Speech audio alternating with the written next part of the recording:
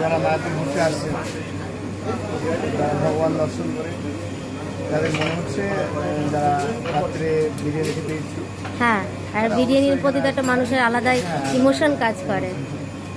আর এখন যেহেতু বিরিয়ানি শেষ হয়েছে, তখন ফ্রাইড রাইসটা চলছে, এটা শেষের কথা। আচ্ছা, বিরিয়ানি শেষ? বিরিয়ানি শেষ, এখন ফ্রাইড রাইস চলছে। ফ্রাইড রাইসের সঙ্গে আলুর দম কষা আছে। আচ্ছা আর তারপরে আবার রাত্রির জন্য তৈরি হচ্ছে সয়া চাপ আচ্ছা আচ্ছা, আর বিরিয়ানি, দুটো রাত্রি। ঠিক আছে, আমরা আজকে এখান থেকে সয়া চাপ নিয়ে যাই, দেখি কেমন লাগে।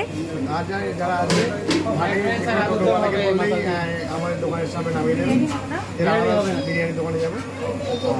আর যারা কৃষ্ণনগর এই দিক দিয়ে আসবে, আমরা কৃষ্ণনগর থেকে আসছি। তাহলে ইসকন হসপিটালের সামনে নামিয়ে দেবেন, আচ্ছা আচ্ছা, কালবাট মোড়।